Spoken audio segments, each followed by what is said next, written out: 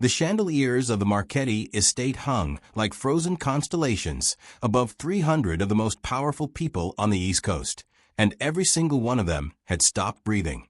Senators held their champagne flutes, suspended in midair. Old money widows forgot the cruel little jokes they had been whispering behind gloved hands. The string quartet in the West Gallery let their bows hover above the strings, unwilling to be the sound that broke the silence. Because Matteo Marchetti had just walked back into his own ballroom with a plus-size florist in a champagne-stained uniform standing quietly beside him, and he had asked one question in a voice so low, so lethal, that even the marble beneath their feet seemed to shiver. Who made her cry? The woman who had made her cry was smiling only seconds earlier, drunk on her own cruelty, certain that a girl in a borrowed serving uniform could never touch someone like her. She had no idea that in the next 4 minutes, she would lose her engagement, her family's political alliance, her name in every social register from Manhattan to Palm Beach, and something far more terrifying, the protection of the most dangerous man in New York. Because the florist she had humiliated was not a florist at all. She was the answer to a question Matteo Marchetti had been asking for 15 years. And Vivian Ashford Grant had just made a mistake that no amount of money, no political favor, and no last name could ever undo. The Marchetti estate sat on 23 acres of Long Island's Gold Coast, wrapped in wrought iron gates and manicured hedges, so precise they looked cut by architects rather than gardeners. Tonight was the engagement gala of Luca Marchetti, Matteo's younger brother, to Camilla Ashford Grant, the youngest daughter of Senator Richard Ashford Grant. It was the union of new money power and old political blood, and every guest who had received a hand-delivered invitation understood that attendance was not optional. The air smelled of white orchids flown in from Singapore, aged Barolo, and the faint metallic tang of ambition. Servers in white gloves glided across Carrara marble, carrying trays of beluga caviar and gold-rimmed baccarat crystal. It was the kind of night designed for people who wanted to be seen, which made Elena Vasquez an anomaly. At 26 years old, 5'4", and a size 18, Elena did not belong in a room like this. She stood in the service corridor behind the main ballroom, adjusting the calla lilies in a centerpiece with hands that were steady only because she had spent the last 7 days convincing them to be. Her plain black uniform dress fit too tightly across her hips. Her dark curly hair was pulled back into a low, sensible bun. Around her neck, tucked beneath the fabric, rested a small silver locket she had never once opened, though her fingers found it every time her heart began to race, which tonight was often. She had taken this job for $3,000. $3,000 that would keep her grandmother's flower shop in Queens from being seized by the tax authority. $3,000 that stood between her and the loss of the only home she had ever known. Elena's grandmother, Abuela Rosa, had died 4 months earlier in the small apartment above the shop, holding Elena's hand and whispering things in a language Elena half recognized, but had never been taught. Mi cielo, the old woman had murmured, her voice thin as tissue paper. When the man with silver in his hair asks for the locket, you open it. Not before. Promise me. Elena had promised. She had promised because Abuela Rosa's eyes had been so fierce, so desperate, that refusing felt like a sin. And in the 4 months since, Elena had touched the locket 100 times a day and never once opened it. Her mother had died giving birth to her. Her father, a man Abuela Rosa refused to speak of except to say he had been a shadow who came and went, had vanished when Elena was 4. The flower shop and the silver locket were all Elena had left of anyone who had ever loved her. And tonight, she was going to save the shop even if it meant serving champagne to people who looked through her like she was made of glass. She smoothed her uniform, took a slow breath, and stepped out of the corridor to begin her shift. She did not know that on the other side of the ballroom, a man with silver-streaked black hair had just entered through the main doors, and everything her grandmother had prepared her for was about to begin. Matteo Marchetti was 36 years old and carried himself like a man who had already survived every death he was meant to die. 6'2", sharp cheekbones, a jaw that had been broken twice and set perfectly both times, and prematurely silver-streaked black hair that framed a face most women called beautiful and most men called warning. He had inherited the Marchetti Syndicate 11 years ago on the night his father was assassinated in a Brooklyn restaurant, and he had spent every year since expanding the family's shipping empire into something the FBI called a corporation and the streets called an army. Tonight he wore a charcoal Brioni suit that had been tailored in Milan, a black silk tie, and an expression of controlled patience. He did not want to be here. He did not approve of his brother's engagement to Camilla Ashford Grant, not because the girl was unkind, she was actually quite gentle, but because her older sister Vivian set his teeth on edge in a way he could not name. There was something predatory beneath Vivian's polished laugh, something cruel that showed only in unguarded moments. Matteo had learned long ago to trust that instinct. It had kept him alive through 3 assassination attempts and 1 federal indictment. But Luca loved Camilla, and Matteo loved Luca, and so he was here, moving through the crowd with the easy authority of a man who had never once needed to raise his voice to be obeyed. He was halfway across the entrance hall when something stopped him. A floral arrangement. Calla lilies, white roses, and a single sprig of bitter orange, arranged in a spiral pattern his mother had taught him to recognize before he could read. L'abbraccio della madre, the mother's embrace. An old Sicilian style so specific, so nearly forgotten, that in 15 years of searching he had never once seen it outside his own family's home. He stopped walking. He turned his head slowly. He looked for who had made it. If you're already feeling the weight of what's about to unfold, do me a favor and hit that like button right now, because what happens next is the moment 300 people in that ballroom will remember for the rest of their lives. And I want to make sure this story reaches every single person who has ever been made to feel invisible. Share this with someone who needs to hear it. And now, let's go back to the ballroom, because Vivian Ashford Grant is about to make her first mistake. Vivian Ashford Grant was 31 years old, blonde in the deliberate way that required a colorist in Manhattan every 6 weeks, and wearing a strapless emerald Valentino gown that had cost more than Elena's entire year of rent. She was on her 4th glass of Krug champagne, and she was furious. Her sister Camilla was marrying beneath them. That was the truth. No one at this gala was allowed to speak aloud. The Ashford Grants were 4 generations of senators, ambassadors, and Supreme Court clerks. The Marchettis were, whatever their tailoring suggested, criminals. And tonight, Vivian had decided, was the night she would remind everyone in this ballroom exactly who was doing whom a favor. She spotted Elena in the service corridor near the champagne station, and something in her tightened with satisfaction. The plus-size florist in the ill-fitting uniform. Perfect. Vivian strolled over with a kind of smile that women, like her, had been perfecting since finishing school. You. Yes, you. Come here. Elena turned, startled. Yes, Miss Ashford Grant. One of our servers has taken ill. You'll be filling in. Take this tray of champagne and offer it to the guests in the main ballroom. Elena's stomach dropped. Miss, I'm the florist. I'm not trained as a... Are you refusing? Vivian's smile did not waver. Because I can call your supervisor and have your entire team removed from this event without payment. Is that what you'd like? Elena's fingers found the silver locket beneath her uniform. $3,000. The shop. Abuela Rosa's shop. She swallowed the humiliation like she had swallowed 100 humiliations before it. No, Mississippi. I'll take the tray. The uniform Vivian handed her was 2 sizes too small. It had been chosen deliberately. Elena stepped into the ballroom carrying the silver tray with both hands, her cheeks burning, her borrowed uniform straining across her chest and hips in a way that drew every eye in the room. She heard the whispers before she was 3 steps in. Oh my God, look at her. Who let her out on the floor? Vivian, darling, is this a joke? Vivian, gliding behind her with a wine glass, laughed brightly. Oh, we're short-staffed tonight. Don't mind her. She's doing her best, bless her heart. An older man with a red face and a wandering eye reached out and pinched Elena's arm as she passed. Sweetheart, are you sure that tray isn't heavier than you can handle? Laughter. Elena kept walking. She kept her chin up. She served champagne to a table of hedge fund wives who pointedly turned their faces away as she poured. She served the mayor of a neighboring county, who took a glass without acknowledging her existence.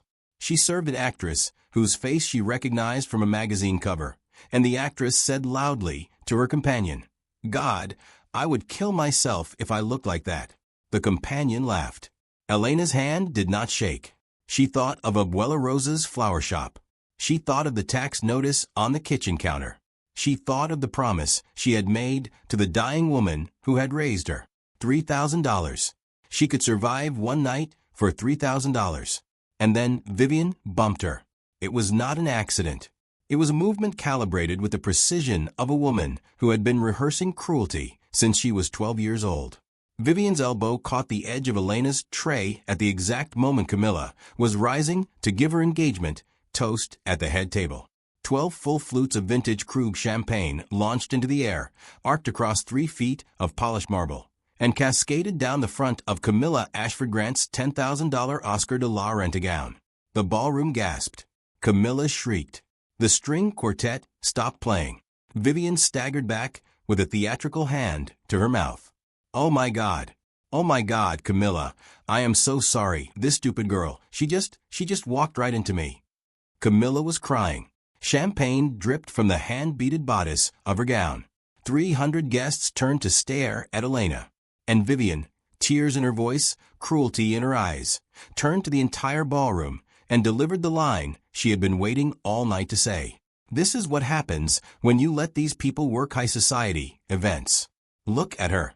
She can barely fit through the doorway, let alone carry a tray. Someone, please, get her out of here before she ruins anything else." The laughter that followed was not universal, but it was loud enough.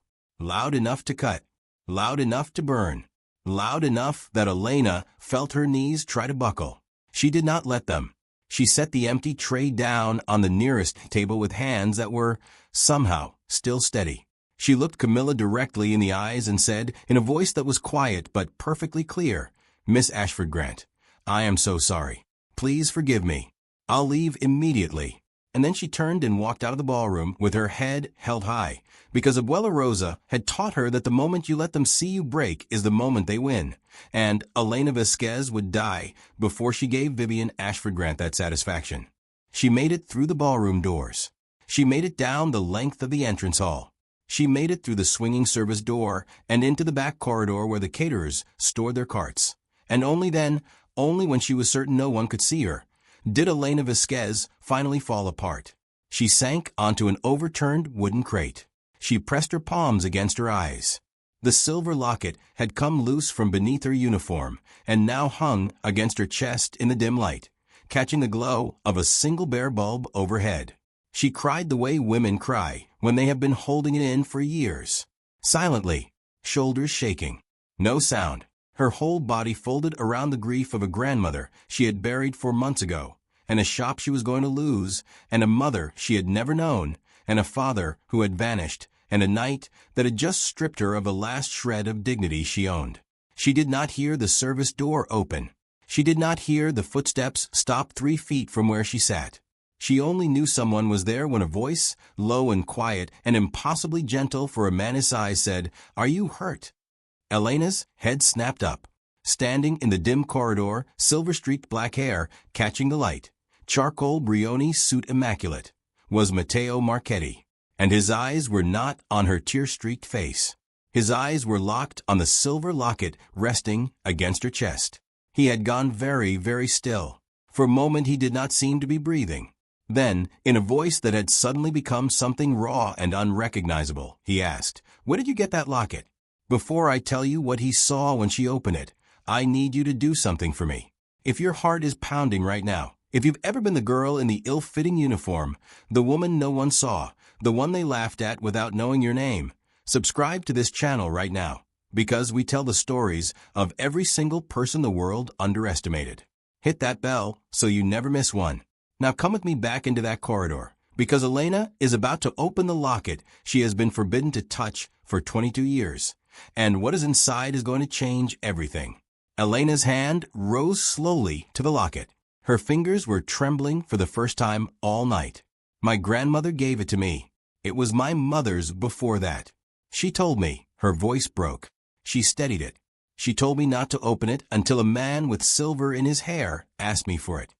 Matteo Marchetti's hand went to the doorframe beside him, as if he suddenly needed it to remain standing. He was a man who had faced down a federal prosecutor without blinking.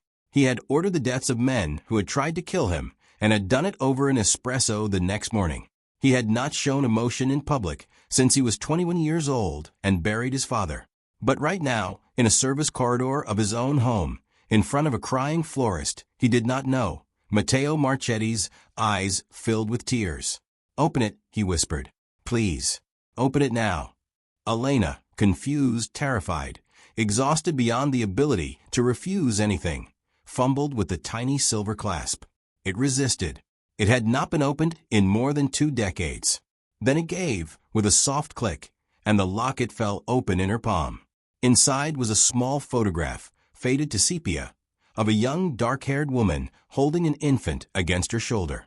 And engraved into the inside of the silver lid, in delicate script, were 3 words in Italian.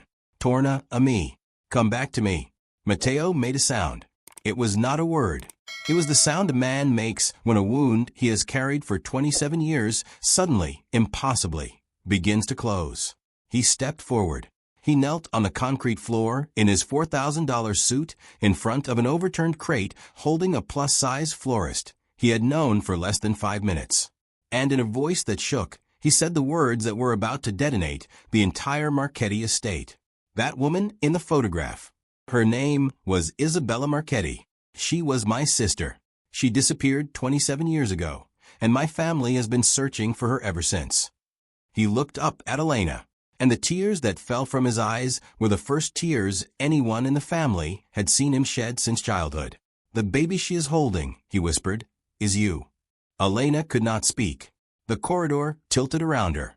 26 years of unanswered questions collapsed into a single moment, and she found herself staring at a stranger who was kneeling on concrete in a suit worth more than her car, telling her that the woman in the locket, the mother she had never known, the ghost of Abuela Rosa, had refused a name, had been his sister.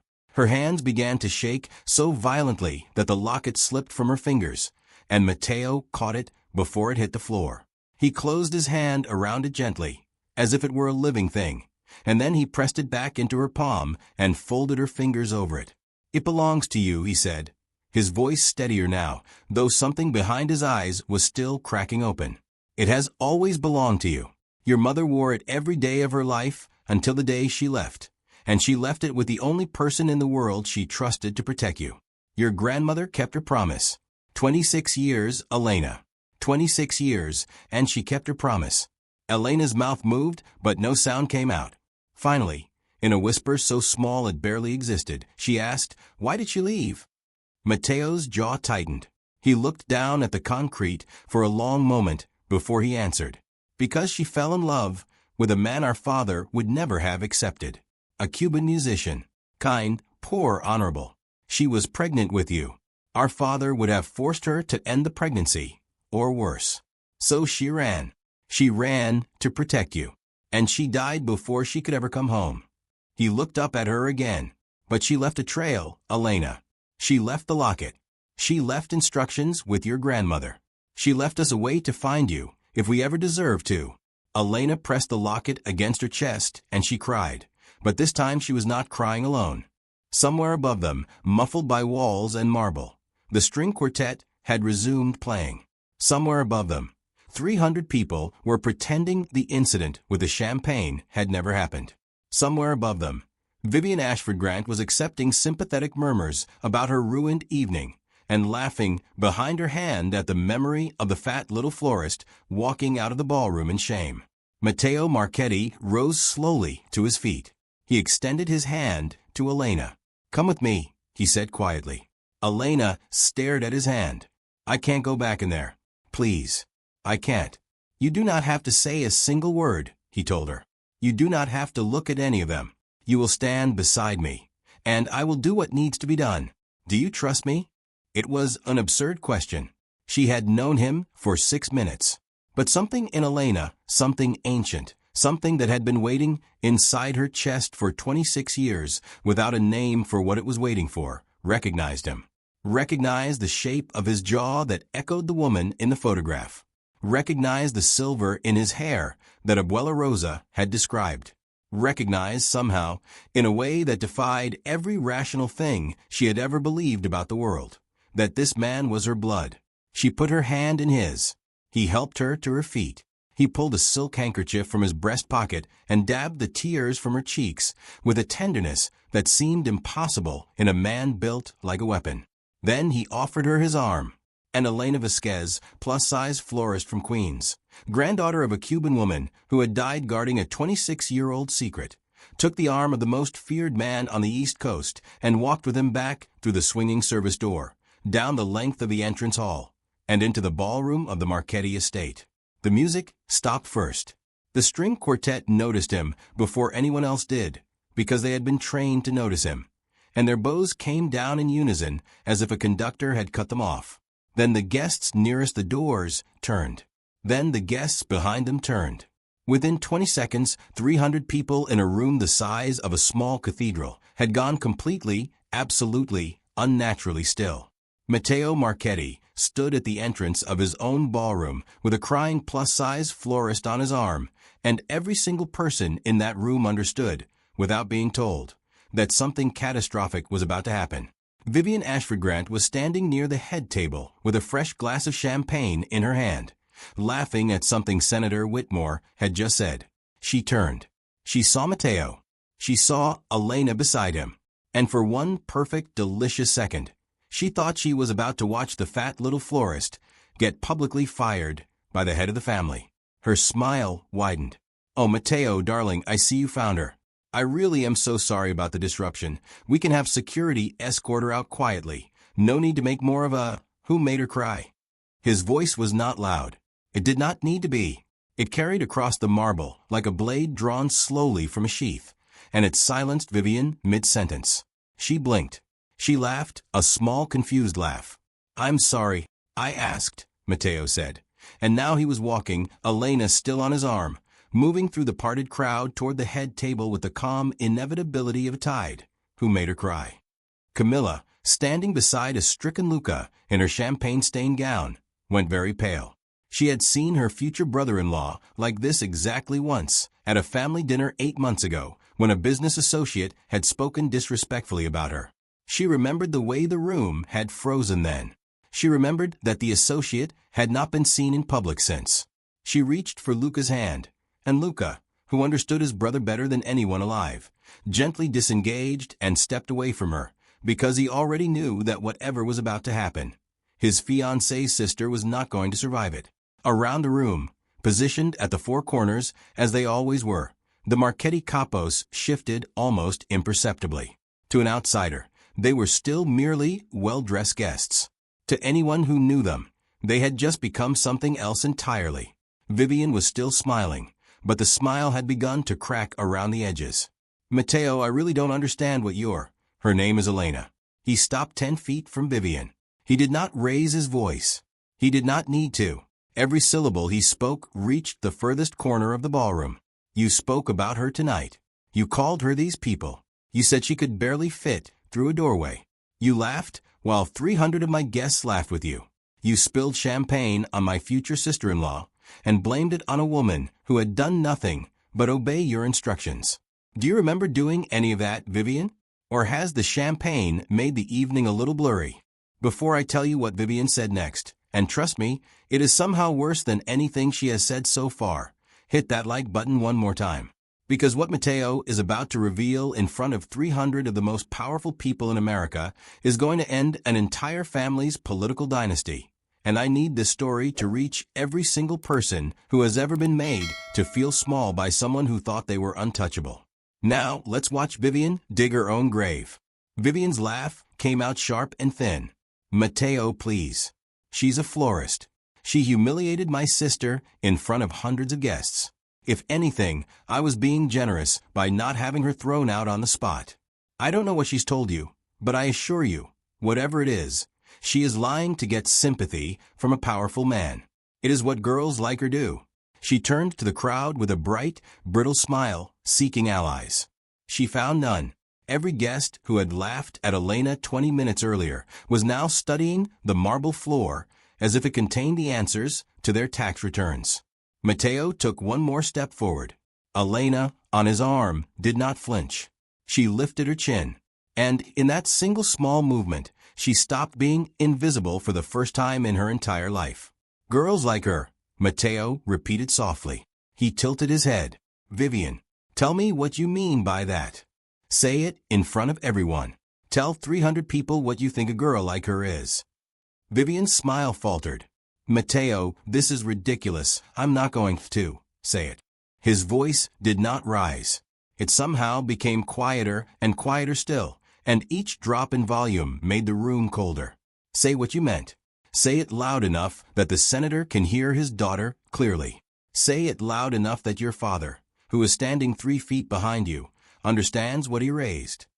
Senator Ashford Grant, who had been slowly turning gray for the last 2 minutes, opened his mouth and closed it again. Vivian looked from Matteo to her father to the silent, staring crowd, and her practiced composure began to fracture in real time. Matteo, please, if this is about the dress, I will personally replace Camilla's gown. I will apologize to the girl. This is not necessary. This is not the place for... This is exactly the place. Matteo raised his voice for the first time, and it cracked across the ballroom like a whip. This is the room where you humiliated her. This is where you will learn what you have done. He turned his head slightly, without looking away from Vivian, and spoke to the room. 27 years ago, he said, and something in his voice had changed. Something had gone from cold to wounded, and every guest in the ballroom leaned forward without meaning to. My sister Isabella disappeared from this house. She was 19 years old. She was pregnant, though we did not know it at the time. Our father had discovered that she was in love with a man he considered beneath us, and he had made his intentions toward her pregnancy clear. She ran that night. She left with nothing but a locket our mother had given her on her 16th birthday. For 8 years, we searched for her. My father died, believing she had been murdered by a rival family. My mother died, believing she had run from us because we had failed her. He paused. He looked at Elena. His voice softened. My mother was right. We had failed her. But my father was wrong. Isabella was not murdered. She lived. She raised her daughter in a small apartment above a flower shop in Queens with the help of a Cuban woman who loved her like her own. And when Isabella died of an aneurysm at the age of 29, that Cuban woman kept her granddaughter safe for 22 more years, waiting for the day a man with silver in his hair would come looking for the child my sister left behind. He turned back to Vivian. His eyes were dry now. They were something worse than wet. They were empty. The girl you called these people, he said, is my sister's daughter. Her name is Elena Marchetti. She is the last living child of my sister's blood. She is my niece. And you, Vivian, humiliated her in front of 300 witnesses in the ballroom of her own family's home. The sound that came out of Vivian Ashford Grant was not a word. It was the sound of a woman whose entire life, whose entire future, whose entire sense of who she was in the world, collapsed inside her chest in a single second. Her champagne flute slipped from her fingers and shattered on the marble. Somewhere in the crowd, an older woman gasped audibly and began fanning herself with a program. Senator Ashford Grant took a step backward as if physically struck. Camilla began to cry, not for herself, not for her ruined dress, but for the girl she had watched her sister torment and had said nothing to stop. Vivian, white as bone, took a stumbling step toward Matteo with her hands raised. I didn't know, I swear to you I would never, if you had known she was a Marchetti. Matteo finished the sentence for her. His voice was almost gentle now, which somehow made it worse. Yes, I understand. If you had known she was one of us, you would not have called her these people. You would not have laughed at her body. You would not have deliberately soaked your sister's gown to humiliate her.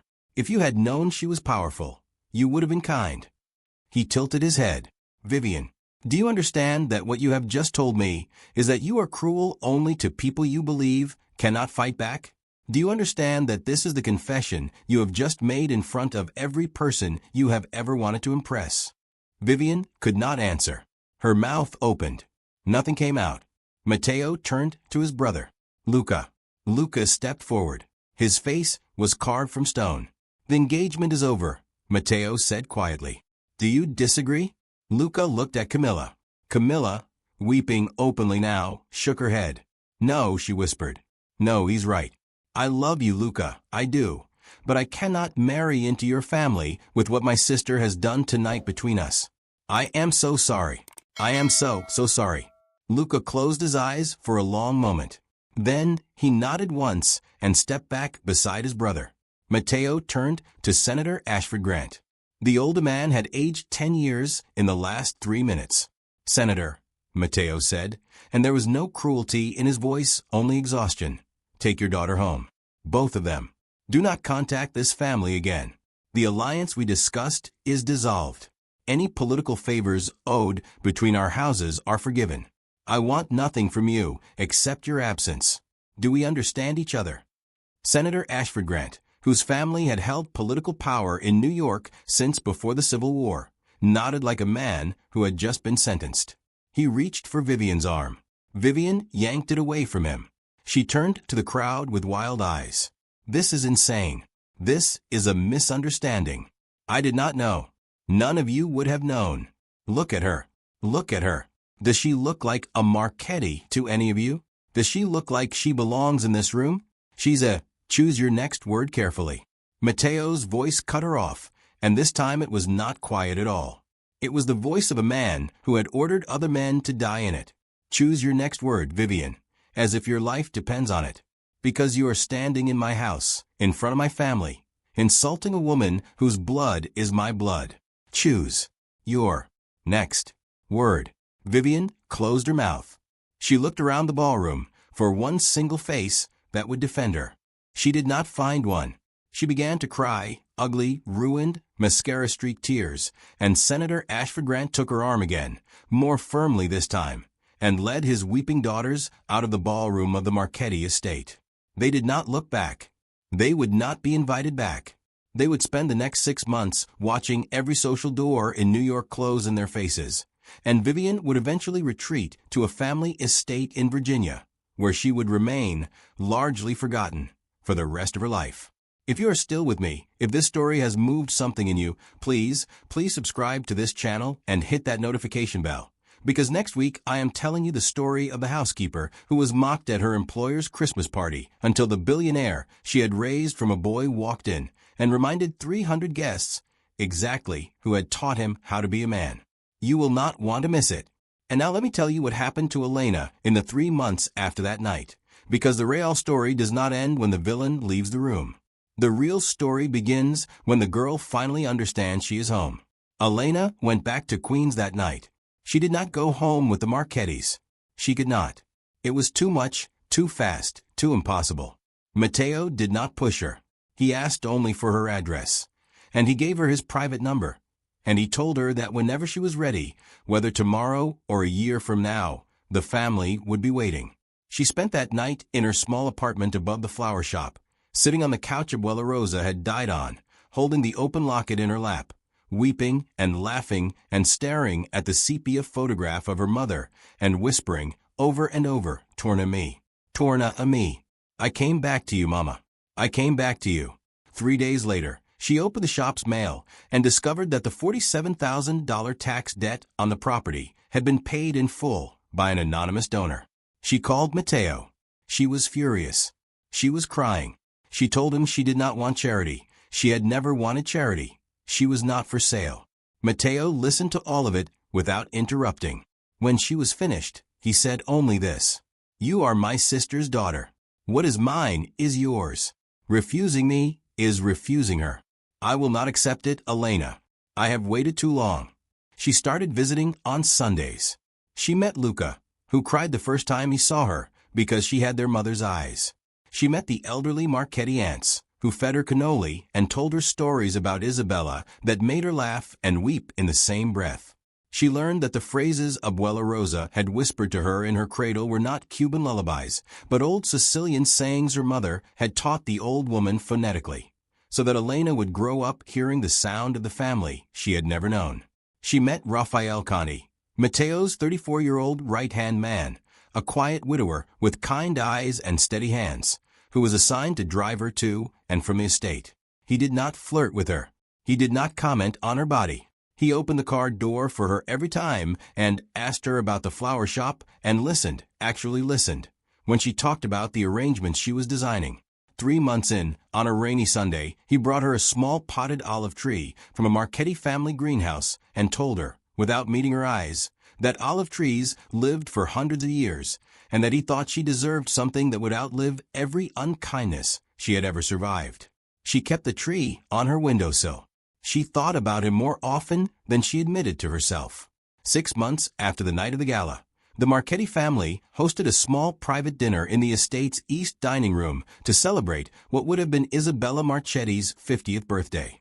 Elena stood at the head of the table in a deep green dress she had chosen herself, her dark curls loose around her shoulders, the silver locket resting openly against her collarbone for the first time in her life.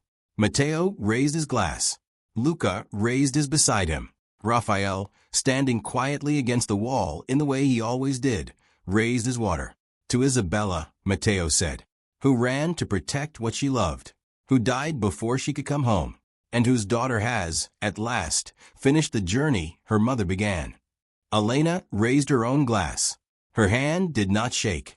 She looked around the table at the faces of a family she had not known existed a season ago, at the man against the wall whose eyes she caught for one brief, warm second, at the empty chair they had set for the mother she had never met, and she understood, finally, completely, what her grandmother had been waiting for her to understand her entire life. Cruelty is loud. Dignity is quiet. But blood, real blood, is louder than both. And Elena Vasquez Marchetti was, at last, exactly where she had always been meant to be, somewhere in Virginia, in a shuttered family estate. Vivian Ashford Grant sat alone in a locked room and remembered the night she had made the wrong woman cry. She would remember it every night for the rest of her life. If this story reached you, if any part of it made you feel seen, do 3 things for me before you close this video. Hit that like button one more time so the algorithm knows to share Elena's story with someone else who needs it. Share this video with a person in your life who has ever been made to feel small for how they look, where they came from, or how quietly they carry their pain. And subscribe to this channel, because every week we tell the story of another woman the world underestimated, until the day the room finally froze. Tell me in the comments, what would you have done if you had been standing in that ballroom when Matteo asked, who made her cry? Would you have spoken up sooner? Would you have laughed with Vivian? Or would you, like Elena, have simply walked out with your head held high, knowing that the truth always finds its way home? I read every comment. I am waiting to hear from you. Until next time, take care of the quiet ones in your life. You never know whose blood is louder than they let anyone see.